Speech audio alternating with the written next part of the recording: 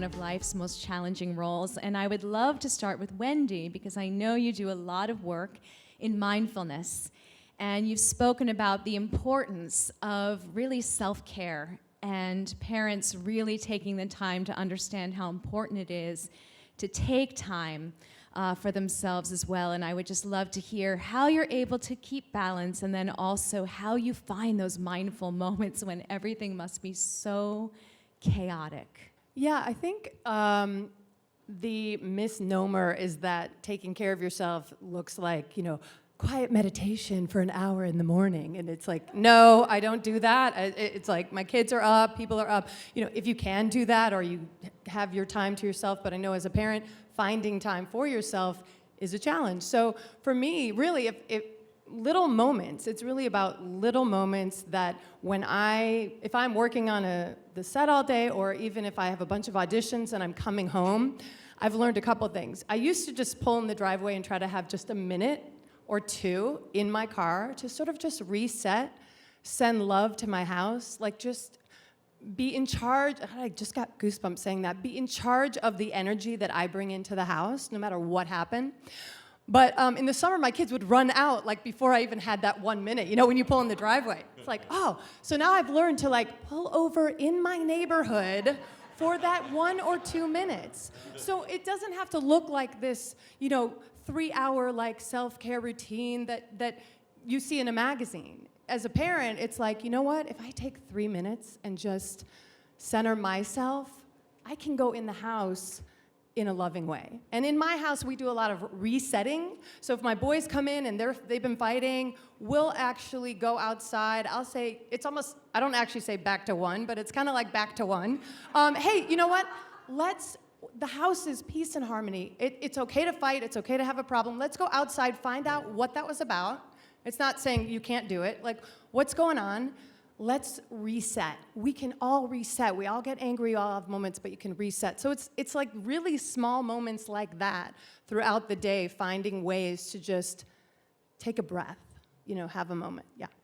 Susie, how do you find that with also being a caregiver and a mother and balancing your career? Have you found those moments to sort of reset? Well, I'm Irish and Italian, so that might have something to do with it, because, and thank you for that question, Jen.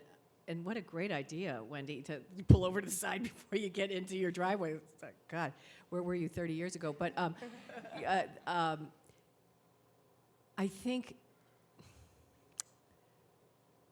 just when you think you're cool, have a kid. Just when you think you're cool, have a kid and be in show business. Just when you think you're cool, have a kid, be in show business, and be the sole support of your family. So children come to teach us the lessons that we've asked to learn and haven't gotten yet. So children come to teach us the lessons we've asked to learn and haven't gotten yet. So if your issue is integrity, patience, discipline, they're going to serve it up hard, and they're going to serve it up fast, because it's the All About Them show. And they're like, get this now, or it's going to be worse soon. So I think how I got there, I think children redefine the concept of the importance of being resilient. And I looked up resilience before, the etymology of resilience. Again, silience, or whatever, it means to leap. So you just have to keep leaping back into it. In the world of improv, one of the phrases is leap to the active choice. Leap to the active choice. And I think that's the trick, was with every mistake that I've made, which I made 6,000 just today, you just keep going, okay, next, let me just go back and try this again.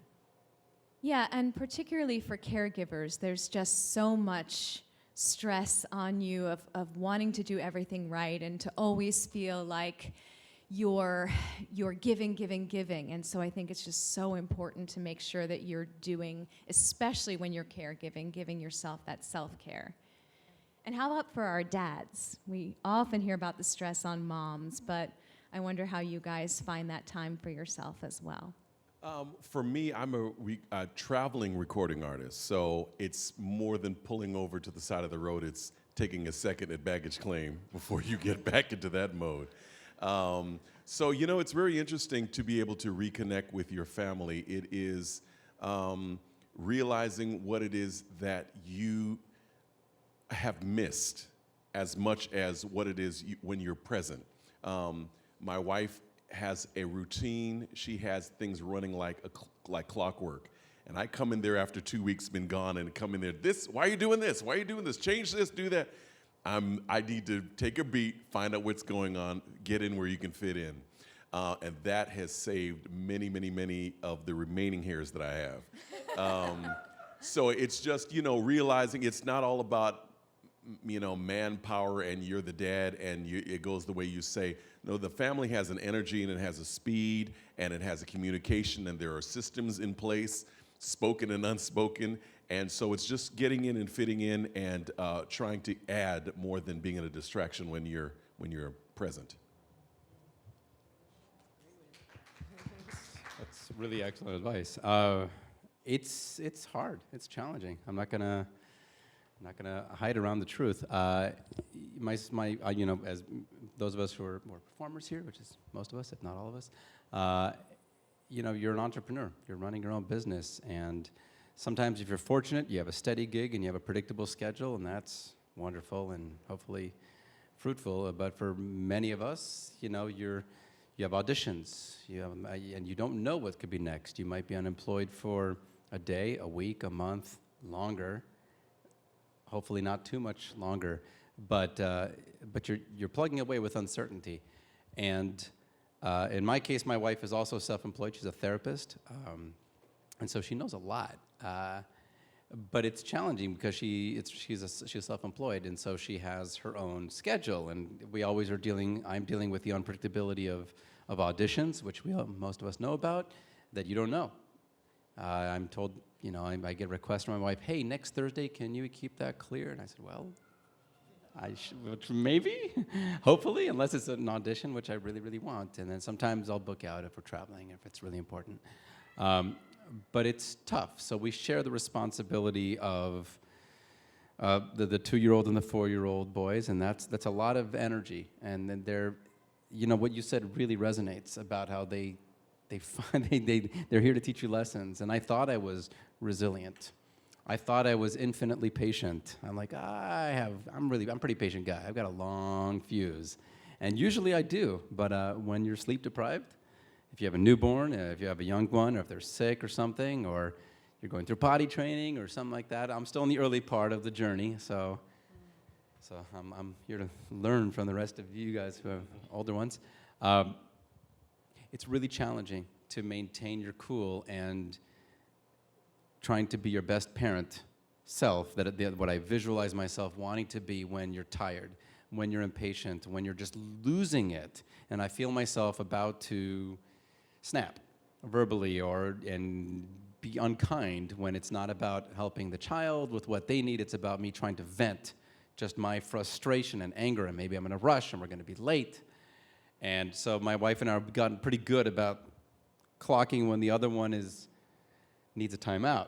And I go, hey, honey, do you want to maybe take a little break? I got this. And then she'll do that for me sometimes, and we go and go outside. Sometimes we'll go outside and hide in the car because they're 2 and 4. They still can't get out of the house yet. They're getting close.